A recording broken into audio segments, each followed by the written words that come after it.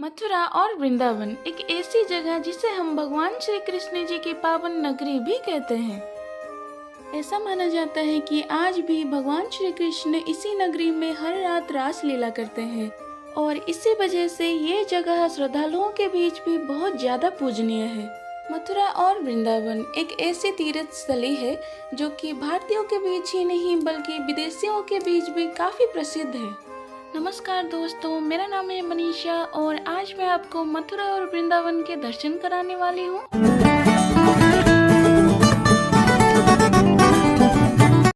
तो हम लोग दिल्ली से ट्रेन पकड़ के निकल पड़े थे अपने कन्हैया जी से मिलने के लिए। तो 2 घंटे के सफर के बाद हम पहुंचे मथुरा जंक्शन। मथुरा जंक्शन से टोटो पकड़ के हम लोग निकल गए वृंदावन दर्शन के लिए।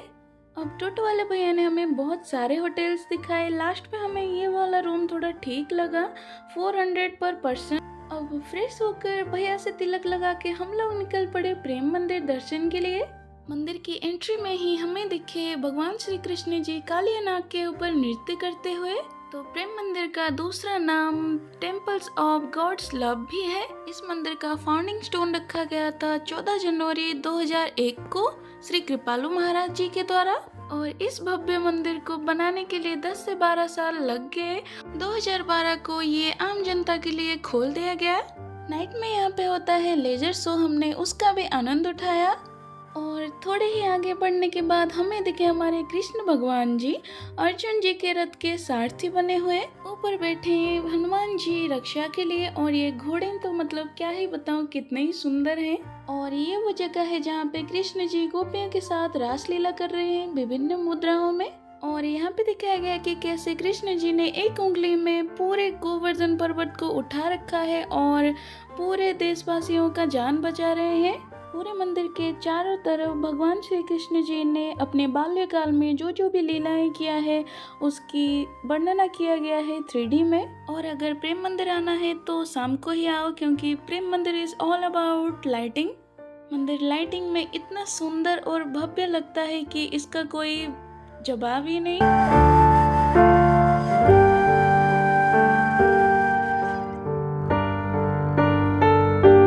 दर्शन करने के बाद हमें लग गई थी भूख, तो हम पहुंच गए ये शुद्ध शाकाहारी होटल में। वृंदावन में आपको हर जगह शुद्ध शाकाहारी होटल से मिलेंगे। तो हमने लिया ये थाली और चिल्ड वाली लस्सी। तो ये था वृंदावन में डे 2। सुबह सुबह हम लोग निकल गए तिलक लगा के बांके बिहारी जी के दर्शन करने। मंदिर के गली में ही आपको बहुत सारे फूल के दुकान मिल जाएंगे, तो हमने ले लिया ये 2 मालाएं और उसके बाद हमने किए बांके बिहारी जी के दर्शन। और भीड़ ही इतना थी कि पैर रखने के लिए भी जगह नहीं थी और ये डेकोरेशन में कितना प्यारा हो रखा था। उसके बाद हम लोग निकल गए मंदिर के बाहर और मंदिर के बाहर में आपको बहुत सारी पूजा सामग्री की दुकानें मिल जाएंगे। आपको जो भी लेना है आप वो ले सकते हैं। और ब्रिज की गलियों में खाली पैर घूमने का मजा ही कुछ अलग है। और यहाँ पे मुझे एक शॉप मिली जहाँ पे बहुत सारे भगवान जी के सुंदर सुंदर फ्रेम्स थे। मैं तो खो ही गई, मानो जैसे ये शॉप के अंदर जाके और वीडियो शूट करने अंदर नहीं दे रहे थे तो मैंने बाहर से ही कर लिया था। और अगर आपको पूजा से रिलेटेड कोई भी चीज़ चाहिए तो आप बांके बिहारी जी की गली से ले सकते हैं।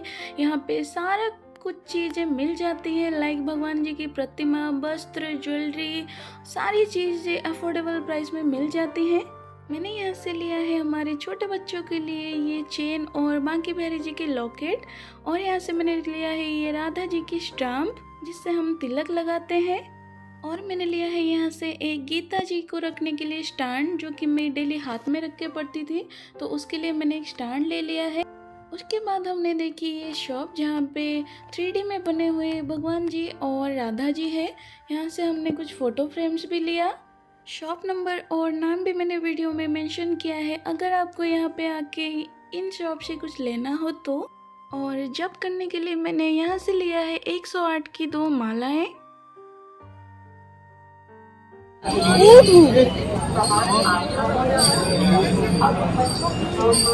तो पूजा करते टाइम मुझे शंख चाहिए था तो मेरे पास नहीं था, तो मैंने यहाँ से ले लिया 200 रुपीज़ में। दर्शन करने के बाद हमें लग गई थी भूख, तो हम आ गए हैं ये शॉप पे टिक्की खाने और लस्सी पीने।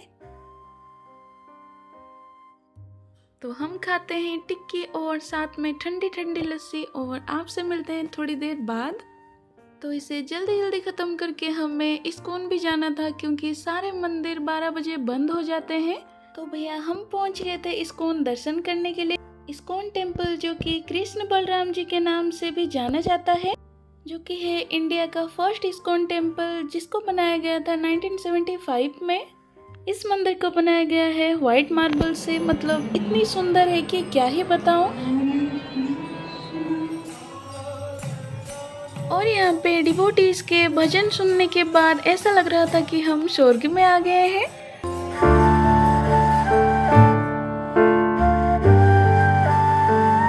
राधा रानी जी को देखने के बाद मन ऐसा हो रहा था कि मैं वृंदावन में तो रह ही जाऊं।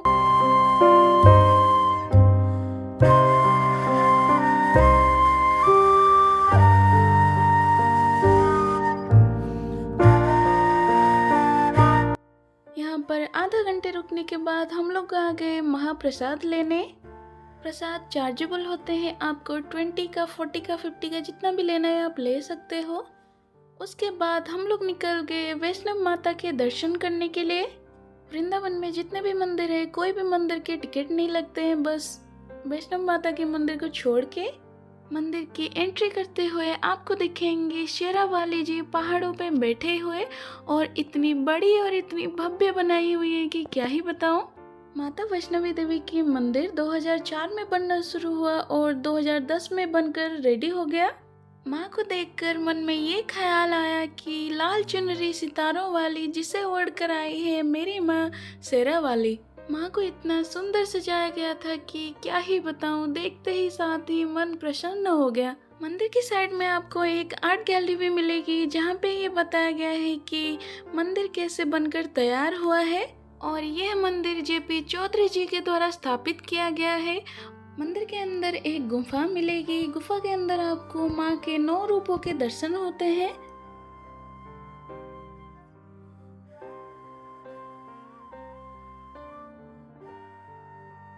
माता के दर्शन के बाद हम निकल पड़ते हैं निधिवन के दर्शन के लिए।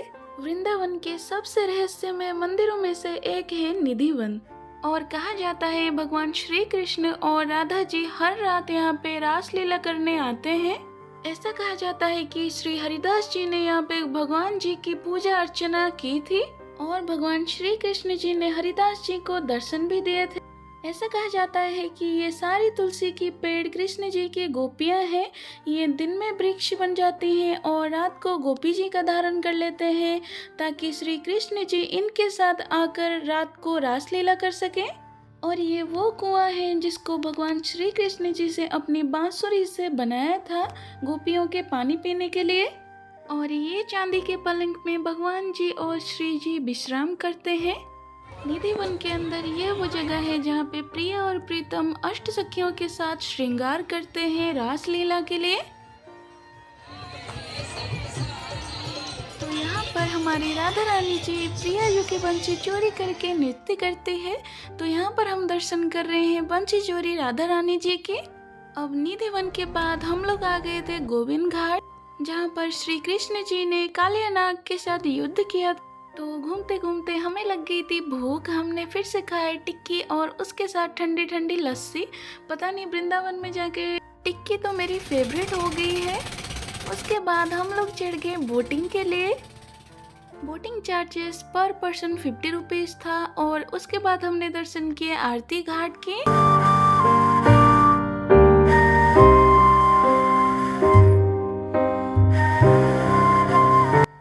कदम वृक्ष है जहाँ पे हमारे कृष्ण भगवान जी गोपियों के वस्त्र चुरा कर ले जाते थे और यहीं पर बैठ जाते थे, और इसे वृक्ष है वो यमुना नदी में छलांग लगाते थे। यहाँ पर शाम हो गई थी और हम चले गए थे होटल से फ्रेश होने के बाद हम चले गए शाम की नाश्ता करने। आज था हमारा वृंदावन में लास्ट डे, और हम चले गए थे बांके बिहारी की गली में कुछ शॉपिंग करने। और ये वाली शॉप से मैंने लिया एक राधा कृष्ण जी का 3D फोटो फ्रेम, और शॉप में इतने सुंदर सुंदर फोटो फ्रेम्स थे कि मन तो कर रहा था सारे ही ले जाओ। और ये रहा शॉप का एड्रेस, इनकेस अगर आपको वृंदावन बांके बिहारी जी की गली में आना हो तो।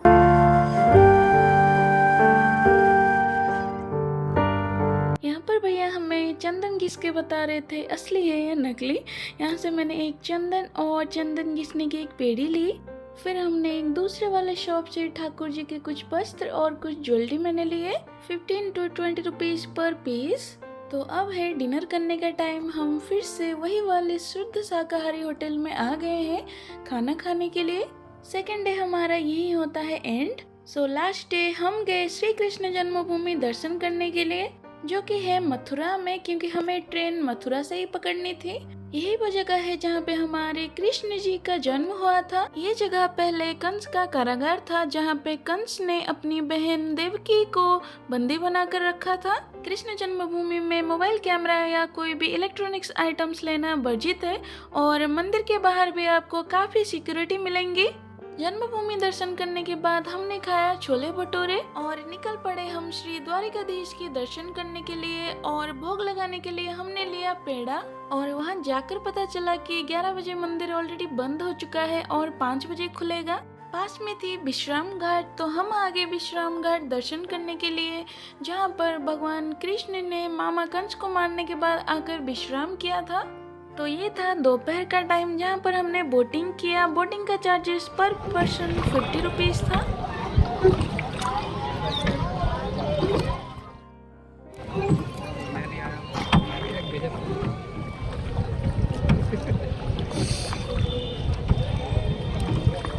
वहाँ सामने मामालिया की सांसद मथुरा की, उसने डलवाया ही राजा घाट, वो दीवार पे बना हुआ कालिया इसको राजा घाट बनाया। और यहाँ पे नाव वाले भैया ने हमें बताया ये वही गेट है जहाँ पे वासुदेव जी ने हमारे भगवान श्री कृष्ण जी को नदी पार करके गोकुल के अंदर लेकर गए थे।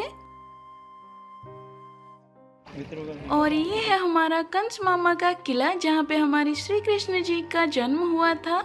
और ये है किला का बैक साइड। बोटिंग करने के बाद 5:30 बज गए थे और हम लोग निकल गए थे राजाधिराज श्री द्वारिकाधीश जी की दर्शन करने के लिए। द्वारकाधीश मंदिर आने के लिए कोई भी एंट्री फीस नहीं है और इनकी टाइमिंग से 6:30 बजे से 7 बजे तक और शाम के 5 बजे से 7 बजे तक।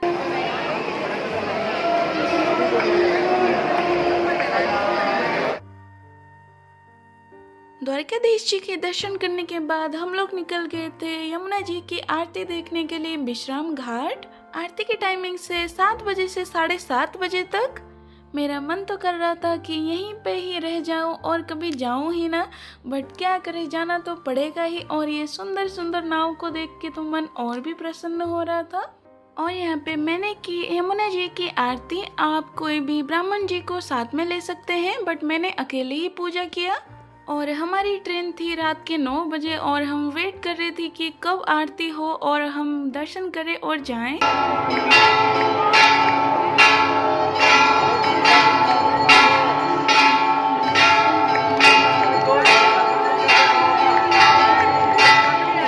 करती हूँ यहीं पे एंड। अगर ब्लॉग अच्छा लगा होगा तो चैनल को सब्सक्राइब कर दीजिएगा। मिलते हैं अगले वीडियोज में। बाय।